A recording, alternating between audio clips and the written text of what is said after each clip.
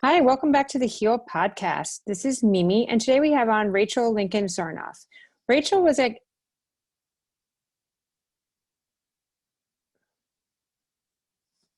Sorry, I'm going to start again. Hey, welcome back to the Heal podcast. This is Mimi, and today we have Rachel Lincoln Sarnoff. Rachel was a consultant who published mommygreenest.com, sharing healthier parenting advice with less judgment because you shouldn't have to be a scientist to raise healthy kids. Rachel is a journalist and speaker, and she's featured in Los Angeles and Lucky Magazine and appeared on the Today Show and CNN Headline News, among others. The author of The Big List of Things That Suck, Rachel is a Los Angeles-based writer, as well as a content marketing development and social media strategist who works with mission-driven brands and organizations. She was an executive director and CEO of Healthy Child, Healthy World, the leading children's environmental health nonprofit. Rachel published the Mommy Greenest Guide to Pregnancy, Birth, and Beyond book. As a consultant, Rachel currently works with natural beauty brands Evolve and Via Nature, the cause-based subscription. Sorry, I'm gonna stop this, PJ, and start completely over and just make this shorter. Hi, welcome back to the Heal podcast. This is Mimi, and today we have Rachel Lincoln Sarnoff.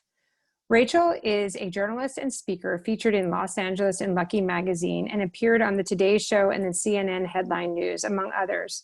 The author of The Big List of Things That Suck, Rachel is a Los Angeles-based writer as well as a content marketing development and social media strategist who works with mission-driven brands and organizations.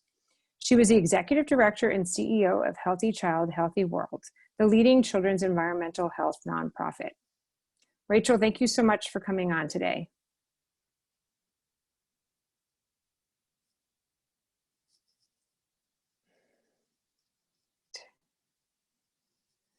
Okay, Rachel, thank you so much for coming on today. I really appreciate it.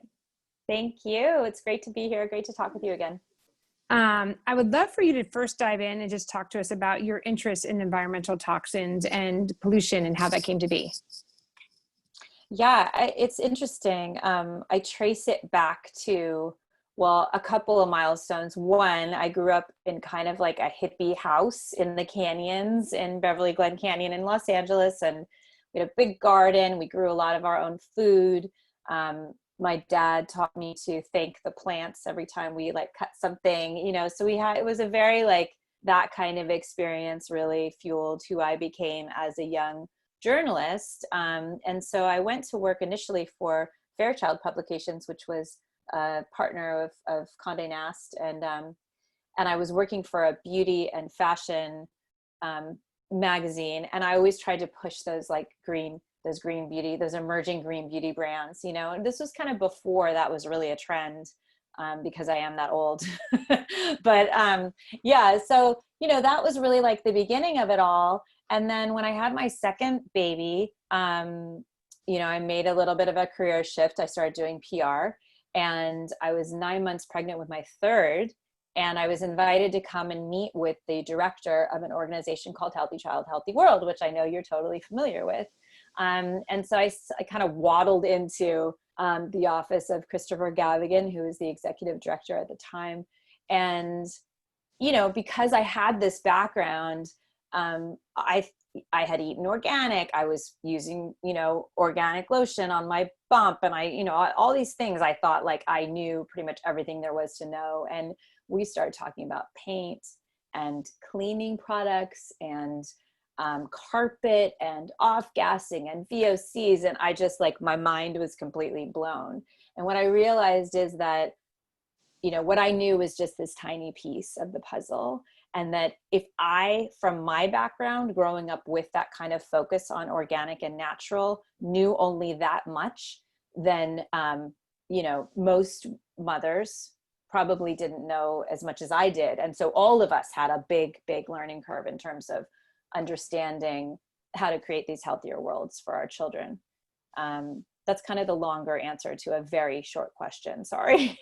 No, it's perfect. I mean, I'm glad you brought up the Healthy Child, Healthy World, because I don't even know how long ago that video was, but I remember watching that amazing video about it was kind of like a cartoon, and you were talking about the toxins. And I think it was, I don't know, maybe 10, 15 years ago it had to be at this point. And I remember watching it and being like, and I was already kind of aware of what was going on and had already started taking everything out. And I kind of started doing that like 20 years ago when my son was born. But I started really diving into it and learning about healthy child, healthy world. And seeing that video, I was like, oh my gosh, like this is amazing. So can you just talk about your healthy child, healthy world and like your Yeah, time there? absolutely. So I know exactly how old that video is because, as I mentioned, I was pregnant with my third child, who's now 14.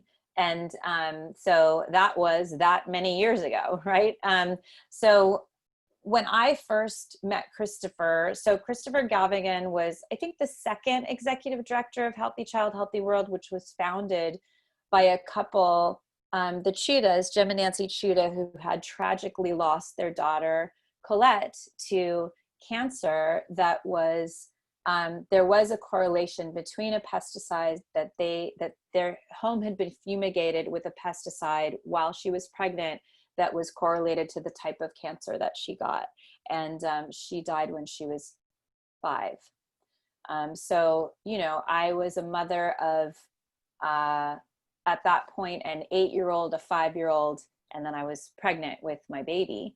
And that story, as with all of us, mothers especially, you know, hits really, really hard. Christopher had taken over and was really bringing the organization to national prominence. They had done some amazing work with Mount Sinai in New York on passing legislation that actually President Clinton signed to protect children's health. But Christopher was taking it kind of into an even bigger facing direction, and he published the Healthy Child, Healthy World book, which was incredible. And then that video came out. And I came on to help them do PR and marketing and communications. And really that was kind of my lane. And then started Mommy Greenest, which is my blog, which is still up today. I started a site called Eco Stiletto, which was fashion and beauty for women. And also there was a parenting component, but really these were like the early days of understanding, you know, natural toxics reduction, and also just like the early days of kind of building lists and growing websites and, you know, engaging people that way. You know, like I think my launch party for Eco Stiletto was, you know, like 200 people. That was like an unheard of thing that people would find out about something online. You know, this was like 2009, I think. So I ended up leaving for a little while, and then I came back as executive director of Healthy Child, which was such an incredible privilege. And part of what I had to do was obviously speak on behalf of the organization. And usually what I would do is I would speak and then I would share that video. And I kid you not, every single time I did that, I would burst into tears. Like, it is impossible not to share that story and not cry. But I think that, you know, there's been a huge amount of raised awareness. There hasn't been a huge amount of, you know, the people that are making toxic chemicals and putting them into this world are still making those toxic chemicals. They haven't moved away. However, I think there's a growing market awareness. We as consumers are more informed now. We as mothers are sure more fired up now. And there's a lot more choice. So we can choose products that are healthier for our families, which, you know, didn't necessarily exist 21 years ago when I was having my first baby. No, it's true. And so my daughter, my teenage daughter last night came to me and she said, Mom, I don't know if this is the right number, but she said, I just read somewhere that 1 in 3 people in the United States are going to have cancer. And she's like, but we're supposed to be the premier country in the world. Like, how is that possible? And I said, well, this is what I've been telling you about. It's like the toxic chemicals that are surrounded us all day long. So can you talk to us about where you would find those chemicals? Like, where people, you know, obviously there's like the obvious ones, but where do people not even think about to find them? Yeah. And also, before we go into that, I think, you know, it's really important to understand the context of those types of statistics, right? So, yes, toxic chemicals are a huge factor, but they are disproportionately a huge factor for communities of color. because it's not just that we are using these products in our home, it's the production of these products. And the production of those products, those plants are typically situated in those communities. And so there's a disproportionate effect there on the kind of production end, and then on the consumer end, obviously. And also, it's not just our rates of cancer, like our all of our health rates are horrible because of our health system. So that, that's also the context that I think we need to think about. But where do toxic chemicals come into our world? So everywhere. I mean, that's the short answer, right? I think that the more and more aware that we get, the more scary it is to live in this world. And so I battle between, like oversharing with my family and friends, and being really cognizant of the fact that we need to, that there are still good things happening, that we are still, like, there is a lot of movement towards cleaning up a lot of these problems. We are getting some of these chemicals banned. It's a bit of a whack-a-mole, but some things, we are moving, I hope, towards a place where companies are being more responsible with what they're manufacturing and putting into this world. Again, I went down a total rabbit hole. No, but it's the true. answer to,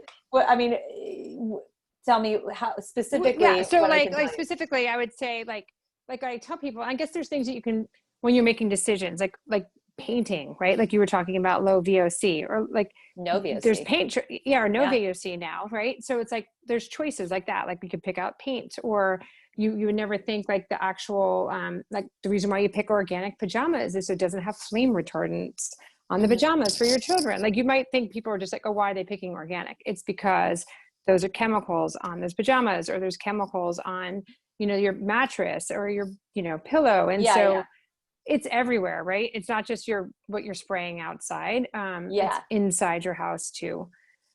So, I mean, I think a couple of things that we see, it's interesting. I was talking to a mom blogger today, and she has a young child, and she's new to the space. And she was like super fired up about a study that just came out, which is showed that if you eat organic for USDA certified organic for 7 days, that you basically can flush 90 something percent of the pesticides out of your system.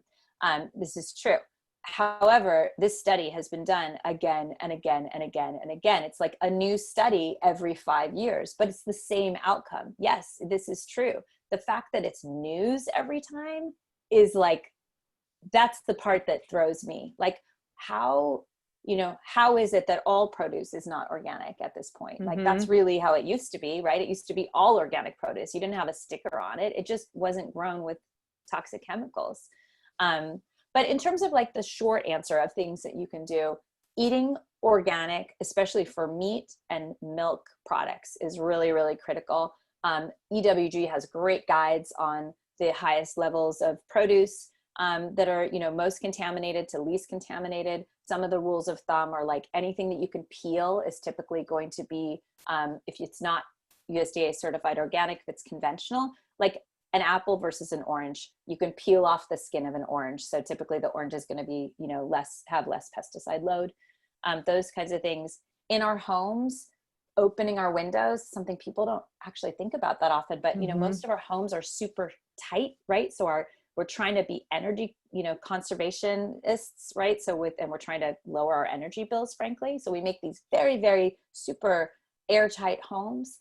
But what that means is if you have any chemicals in the paint, in the floor, in the things that you're cleaning your house with, you're trapping those in your home, and you're eating and you're inhaling them. So keep your windows open, do like a flush out a couple of times a day at least. And then what we're cleaning our homes with is really important. And this is one of my favorites. Most of the world does this. We don't, for some weird reason. Take off your shoes when you come into a house. Reduce the amount of lead, pesticides you're tracking inside, especially for homes that have little babies that are crawling on the floor. It's like super easy, no brainer, and it makes a huge amount of difference. No, it's true. And then also airing out, I was always thinking like, that new car smell, like that's really bad for you, right? Like just open as much as you can, open your windows and let that smell get out or That's vinyl. yeah, That's I was like like, literally it's like that is a, that's a VOC. That's what you're smelling. That mm-hmm. new car smell is like not good. Yeah. Absolutely roll down your windows. Yeah. Or like the other thing is like you're dry cleaning, like take the bag outside and hang it outside is what I've been told. Like do things, Yeah. like that as well. I don't even take a bag. I mean, I rarely dry clean, but when I do, I ask them to take it off. And I don't bring it into my car Hmm. even. I just hang this stuff up. You know what gets me mad? You were mentioning something that fires you up. For me, it's like companies that I know, especially like for beauty. I know this for a fact for beauty. Well, they'll make the same company makes a lipstick in Europe, but they reformulate it in the United States just Hmm. because they can save money. They know how to already formulate it cleaner. They just choose not to. And that's what fires Hmm. me. Like these companies know that they're making a product that's not as superior as what they're offering other places in the world because they know they can get away with it. And I Yeah. think until we as consumers realize that that's happening, it's a we have to wake up and keep pushing these companies to do Oh, better. totally. Yeah. Read your labels.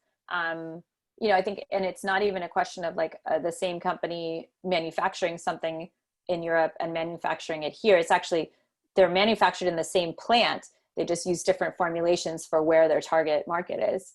So it's even Mm-hmm. like, so nail polish, for example, that was something that was nail polish. Funny, people don't really know this, but usually like nail polish was like the actual physical plants that were manufacturing it were a very small number, and then they just subcontract out to all the different brands who stick their little label on it, and then it's like basically the same thing, but they would manufacture in the same plant in California. um, one for export in Europe and one for here. And because Europe was really early to ban like DBP, totally forgetting the name of those, but the different toxins, the specific toxins that are in Mm-hmm. polish. um, Longer conversation. Polish is not great for you in any form. Right. But we all do it sometimes, right? I think that's a big thing too, is like, everything grain of salt, right? We can't start thinking about the world as a terrifying place, because then we will never go out into it and make it better, right? We have Mm-hmm. to think of the things that we can control and manage those things that we can control, and accept that you know that this is our world right now, and we can do what we can do, and that's really all we can do, right? I think Mm-hmm. it gets too scary otherwise. But I feel like now it's so much better than it was 10 years ago. It is for someone who has like health issues or chronic illnesses, and it's up to them like to get better. This is an area you definitely have to take serious. I really believe that, because being ill, it means like your pot's overflowing at this point. And it's not just the toxins, it's like what you're eating, and it's also, the parasites and the mold and everything that's kind of added on. And so the more you can take away and get that pot simmered down, you're going to get Totally. better. So they need to do that. But I don't know if you know this, if it's too scientific or not, but do you know why, like what these chemicals are doing, like the different things that they can cause, like the chemicals are causing for health. And sometimes it's just even a little bit, like it can just be a little drop that causes, like you said, Colette, I think you said, that was one or a couple Yeah. times that she got exposed to that, and it caused her to get cancer later on in life. So it's not like an ongoing, like every day. It can just be even a little bit.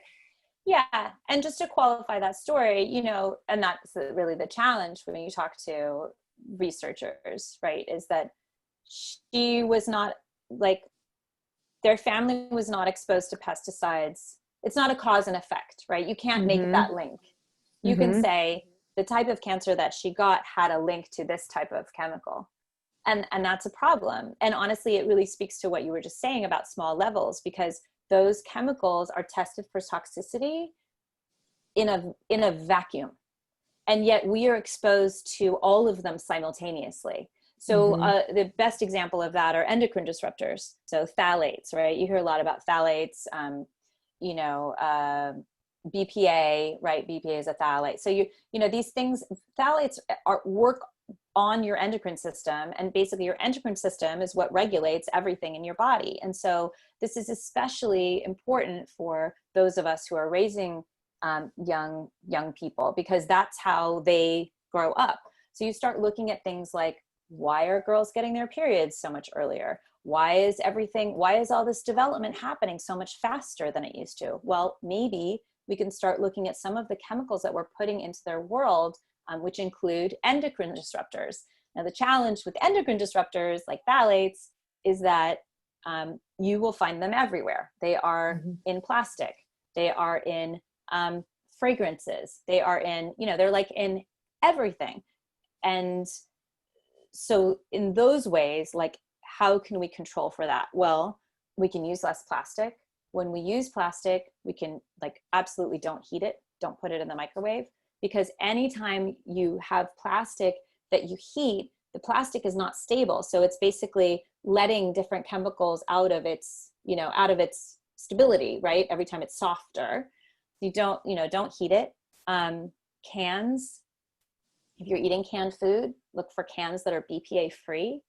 When you're shopping, I never take receipts, because the receipts are coated with basically endocrine disruptors, right? So, and they have shown studies where you put a receipt in someone's hand and you test their blood, and it's literally shows up within seconds.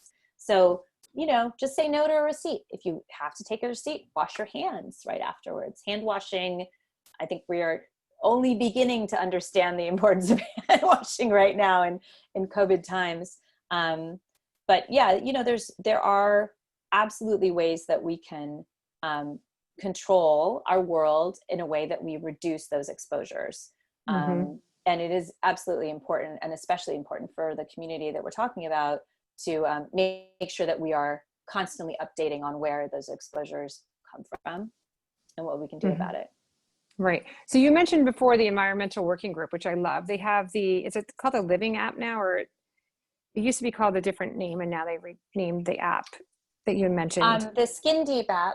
Skin Deep. Is that the one you're thinking of? Yeah, I thought they renamed it to something else. Yeah. So that is a great app for people who have not downloaded it, because it rates every product pretty much. And so that's a great tool to use as you're shopping. Is there anything else that you would recommend for resource for people to find, either books, or maybe it's your newsletter or blog, any other places that they can kind of go and get some good tips and places to find information?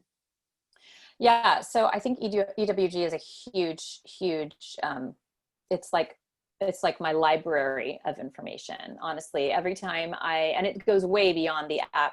I think they're best known for Skin Deep, because that was the website that allowed beauty companies to be ranked and basically exposed if they had certain toxic chemicals in them. And because the beauty industry was one of the earliest to kind of adopt, natural and green and healthy as marketing phrases that really had no basis in facts at all. Skin Deep was a huge resource, but also, they are a great resource to find out what's in your water. You can search by zip code and find that out. They do the Dirty Dozen list every year, where they analyze all the data, showing you, what foods what fruits and vegetables are the most contaminated this year, which are safest. Dirty Dozen and the Clean 15. Not to be a EWG promoter, but it is, and I don't work for them, but although I have, but it is really kind of a one-stop shop for me in terms of getting that knowledge and really trusting the source. I think also, there's also this idea of, voting with your dollar, voting with your, what does it say? Yeah, voting with your wallet, right? Which is, we know that there are products that are better for us out there. We know that they're safer.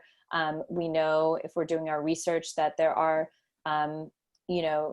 those that are better for the environment in the way that they're made, and better for workers in the way that they're made too. So those qualifiers are all part of what we can look at when we're choosing what to buy. And then I think there's a layer on top of that, which is that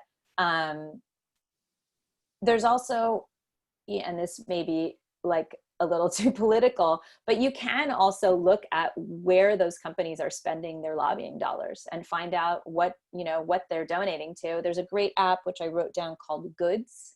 I don't know if you've seen the Goods app, but you can search a brand and, you know, find out like where they're donating. And for me, you know, there's certain parties and campaigns that I am more apt to want to support through supporting those brands. So that's another layer that I add on to it.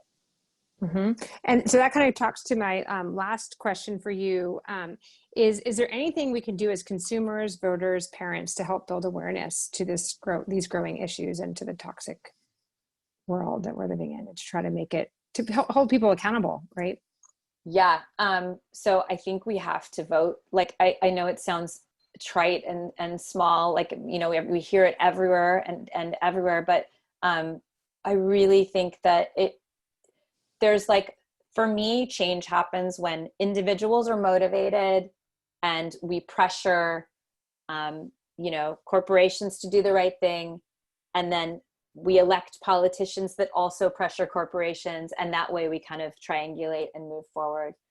So I think it's really important for all of us to look at our, you know, the party platforms, and also those individual races that are in your, you know, in your state, in your community. Like, you know, it can go down to a fairly, even in terms of your like community engagement, like who's representing you in your neighborhood, you know, what is that platform? What do people believe? Because really what happens is we feel like those decisions are made so far from us, but it all comes from our environment, our small communities. We are making those decisions. We're moving them up the ladder, but they like come from us. So I think that's really the most important thing we can do right now. There's a great project called the Environmental Voter Project, EVP, which is totally nonpartisan, has, you know, no party affiliation at all. All it does is simply motivate people to vote based on their already indicated desire for a healthier environment. And that they do a lot of voter registration, and that can be, you know, that's applicable everywhere. It's a great thing to take a look at. No, it's true. And I also say, like you said before, voting with your dollars, because the more people demand like organic food, now you see it's in Costco, it's in Walmart, because people were demanding it. Right. And then the other thing I learned from working with Beauty Counter is it doesn't take a lot of phone calls to call your congressman or senator for them to actually flag it. I mean, really, I think it's like under 100. Like it's not that many. I don't know how many you would know exactly, but it doesn't take many to text or call and just say, hey, I'm behind this, or why have you not dealt with this? Or because they kind of have to, then after that many people, they put it on their radar and they kind of start looking into it. Yeah, definitely. And for those who are interested in, I mean, we didn't dive in this conversation really deep into plastic, but for me, you know, my years of working on toxic chemicals and human health, really at a certain point, I started realizing that the delivery mechanism for for most of these chemicals into our bodies and our world is plastic. Like, plastic is the way that we're basically bringing things into our lives. And so it became really important for me to work on plastic, which, you know, it's a lot of like my TED Talks, both of them are on plastic pollution and how to reduce that. There's a lot of Mommy Greenest about plastic in the last 5 years, but there's a great project called the Break Free from Plastic. It's like a collective, and you can sign up for updates there as an individual. And that, you know, that's the core of a lot of these problems. So we work on that. We can work and solve a lot of these environmental toxins problems as well, because again, it goes back to where are those chemicals being made? So they're being made from oil. They're being made from petrochemicals. So like we have drilling, then we have petrochemical production, and then it becomes chemicals, it becomes plastic, it becomes all these things, but it all is coming from the same place. So if we start working on that, on basically that, we solve a lot of the problems downstream. So that is another resource I would recommend for people who are interested to get involved there. And yeah, we just had in California, we just had the sad news that the Plastic Pollution Reduction Act, which we'd gotten really, really far, failed this week. But with that said, yes, legislators do respond. They respond to tweets. They respond to, Facebook comments. They respond to a lot of things. And those types of direct engagement opportunities, like calling, it's really, really impactful.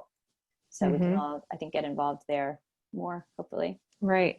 So this has been amazing, and I don't want to overwhelm the listeners, especially a lot of them are really ill, but I think it's really important to just kind of slowly, as you get through, your toothpaste, go look for an organic toothpaste, or as you get through your ketchup, go buy an organic ketchup. It really does make a difference not having the GMOs and the chemicals. And that's when you get organic, right? It's kind of you're taking out the GMOs that we're just talking about, right? Because they can't be in there if it's organic, and you're reducing the toxic load, and it really does make a difference. It's worth it down the road, I think. Yeah, definitely. I think, it's like USDA certified organic is kind of your top line, but non-GMO, like most genetically modified fruits and vegetables are modified to withstand higher levels of pesticides. So really what you're talking about is like a modification to allow for pesticides. So non-GMO is most USDA certified organic is already non-GMO, but if you can't find that, look for non-GMO. Eat higher on the food chain. The higher we eat, so or is it lower on the food chain? Fruits and vegetables as opposed to meat, I would say, right? Yeah, I would say stay around way. I always say stay around the outside of the, with the shopping, when you go into the the grocery store. And it's, it's for us, but also I think we have to always keep in mind that big picture of where our food is coming from, where our products are coming from.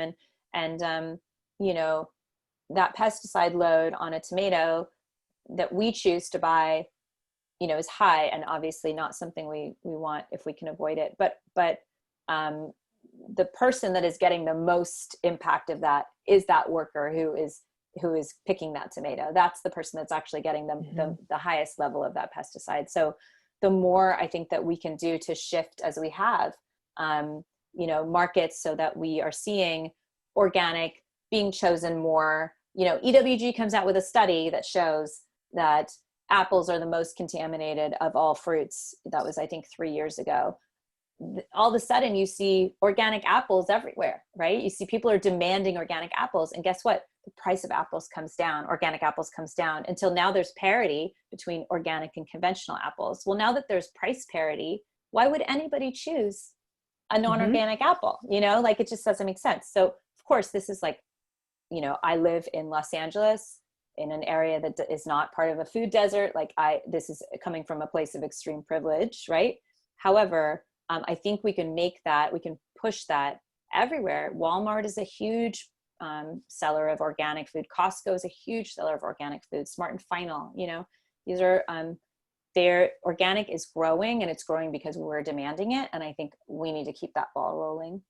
And it really matters to people. I don't think people think it does, but it does. So it's your food. Your skin is your largest organ, right? Yeah. So just be aware of anything you're putting on. If you can't say the word on your food or your bottle of whatever you're putting in as far as cleaning your house or putting on your body, don't use it, right? If you can't pronounce it, it's probably not good for you. Yeah. I've been cleaning with vinegar for 12 years. And I remember growing up, and the smell of clean in my house was like lemon fresh pledge, right? That's what smelled, or pine sol. Those fake smells, which are phthalates, by the way. Those fake smells are what I thought smelled as clean. And my kids have grown up with the smell of vinegar. To them, that's what smells clean. So within a generation, we've shifted, to a healthier way of cleaning our homes, because then my kids take that into their own homes. I think it's just habits, right? It's just these habits. And sometimes we don't stop to think about our habits, because there are habits. Who thinks about habits? They just are who we are. But once you start looking at it, and don't get too scared, but like really start looking at it, taking control over those pieces that you can control. I think it gets to be a really empowering process, and certainly healthier for you and your family. And as we talked about, the environment and the people who are working to, in those areas to bring food to us. That's great. Well, thank you so much for your time, Rachel. I really appreciate it. Thank you. It was really good to talk with you. Yeah, thank you so much.